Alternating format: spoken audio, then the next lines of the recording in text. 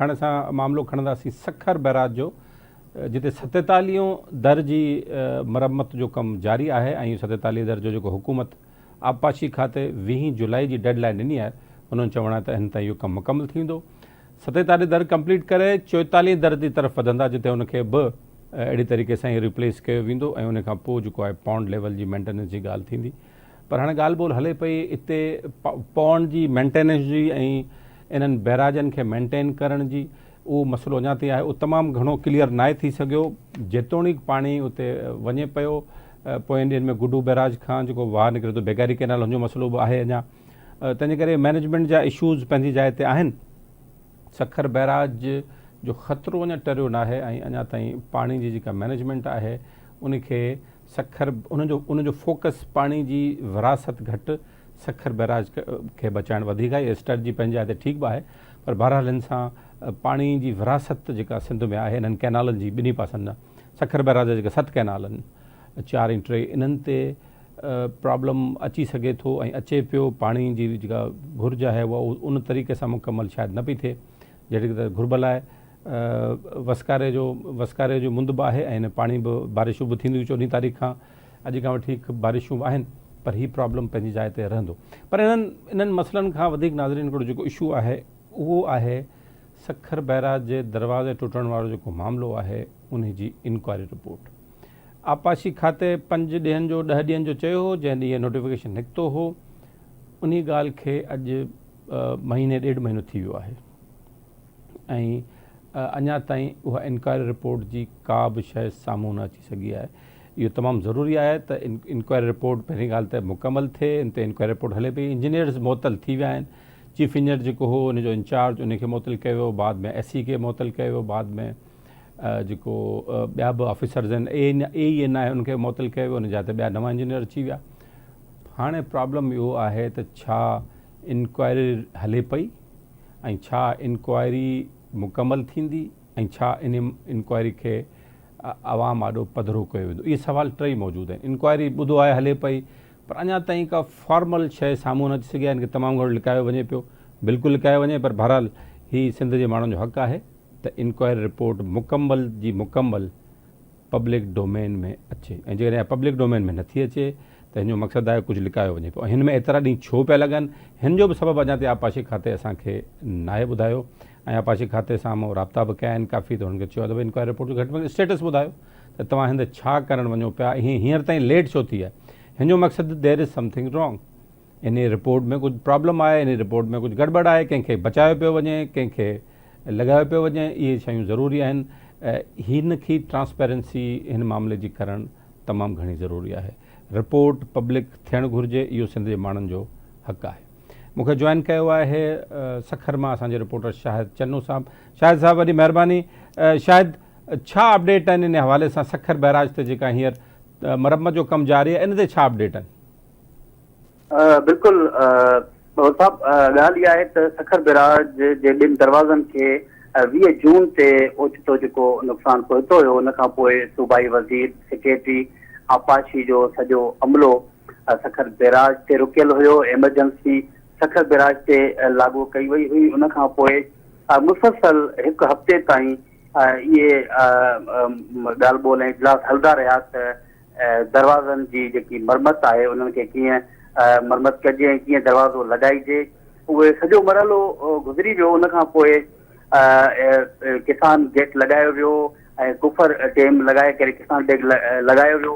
उन खां पोइ गुज़िरियल 3 ॾींहंनि खां नओं दर गेट नंबर 47 जेको सखर बैराज जो आहे उनजो अधु हिसो लॻी चुको आहे, जिते शिपयार्ड कंपनी पारां जेको आहे उहो कमु जारी आहे। जॾहिं त 44 जेको गेट नंबर आहे उहो उन वक़्तु टेढ़ो थी वियो हुयो ऐं उनखे थोरो मरम्मती कमु करे बहाल कयो वियो आहे, पर उनजो बि ॿुधायो पियो वञे त 47 गेट नंबर जो कमु मुकमल करण खां पोइ उनजो कमु कयो वेंदो। हिन वक़्तु गेट नंबर 47 ते जेको आहे उहो मरम्मती कमु हली रहियो आहे।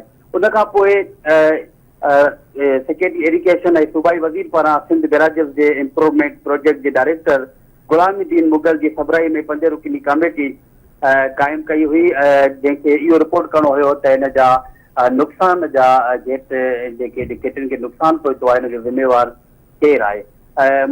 कुझु ॾींहंनि में जेका आहे उहो कमेटी पारां सब इंजीनियर्स एक्सीएन ऐं सुपीरियंट इंजीनियर समेत चीफ इंजीनियर खे हिन वक़्त ताईं मुअतल इहो कयो वियो आहे। उन्हनि जी जाइ ते ॿिया ऑफिसर मुक़ररु कया विया आहिनि। हिन वक़्तु बैराज जो जेको गेटनि वारो जेको कमु आहे उहो मरहलेवार हली रहियो आहे, पर हिन वक़्तु 47 गेट नंबर में ॿुधायो पियो वञे त 1 हफ़्ते ताईं जो वक़्तु लॻी सघे थो, जंहिं सबबु पाणी जो जेको छोड़ आहे मुख़्तलिफ़ केनालनि में हिन वक़्तु फसल बि तयारु आहे त उन्हनि में पाणी जी जेका आहे उहा खोट साम्हूं अचे पई। आबादगारनि जा एहतिजाज बि साम्हूं अचनि पिया।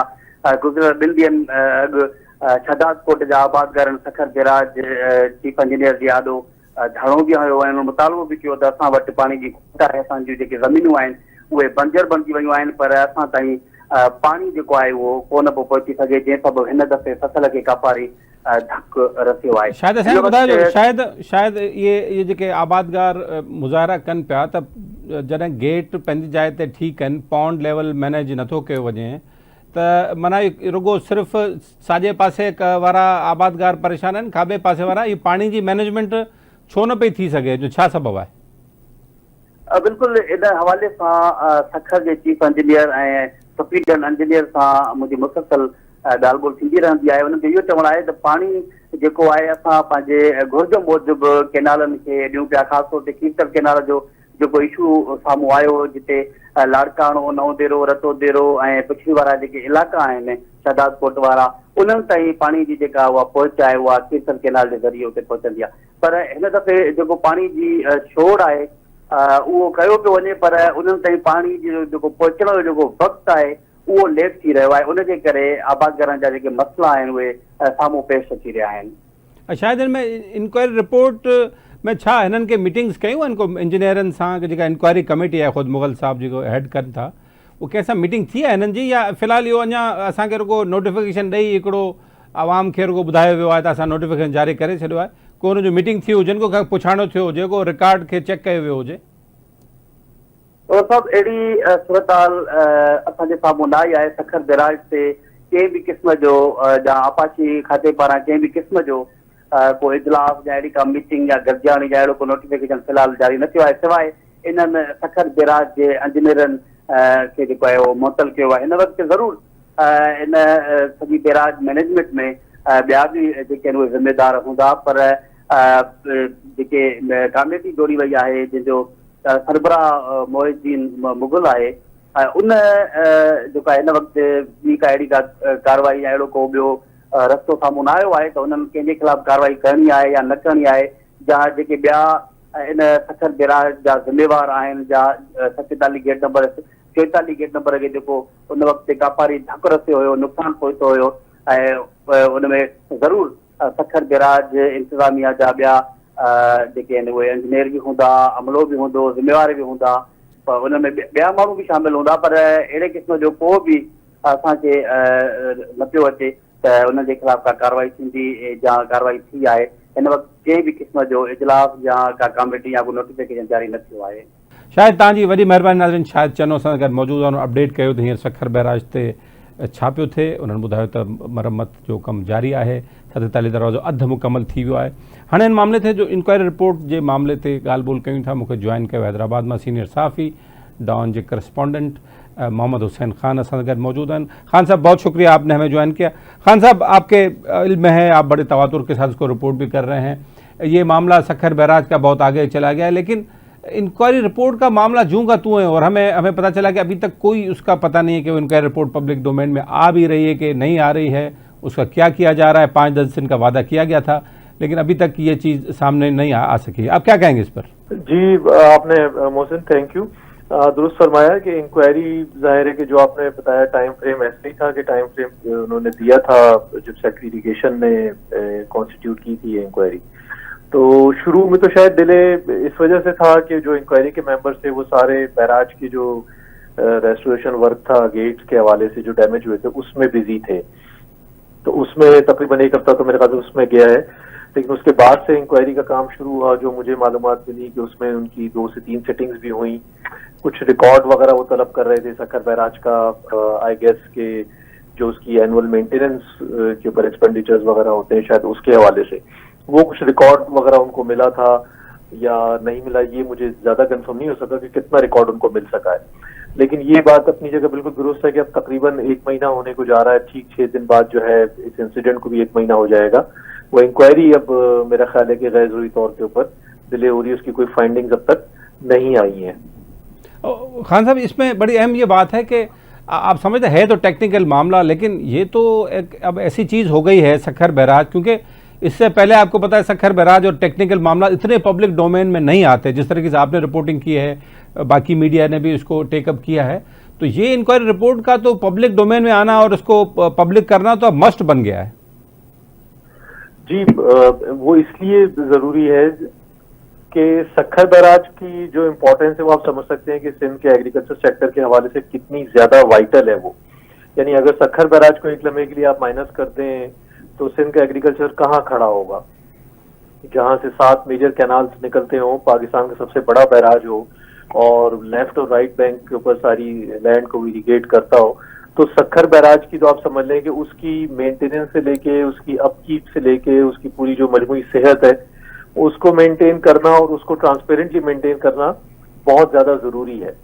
तो इसी वजह से मैं समझता हूं कि अब अभी एक तो इंक्वायरी का जो मामला गैर तौर पर डिले होना है उसको किसी भी तौर के ऊपर एड्रेस करके जो अथॉरिटीज इरिगेशन की इसको देख रही हैं उसको फाइनल कराएं और उसके अंदर जो भी जिम्मेदारी का तयन होना है टेक्निकल नौयत की या किसी भी अगर कोई बात इसके अंदर कोई क्रिमिनल प्रोसीडिंग्स की तरफ भी जाती है तो मेरे ख्याल से उसकी तरफ भी जाना चाहिए इनिशिएट करने के लिए। अगर उसका कोई जिम्मेदार है तो उसे पता चलना चाहिए कि सक्खर बैराज पे जाहिर है कि एनुअल मेंटेनेंस होती है, क्लोजर होता है, उस पर गवर्नमेंट एक्सपेंडिचर एलोकेट करती है हर बैराज का।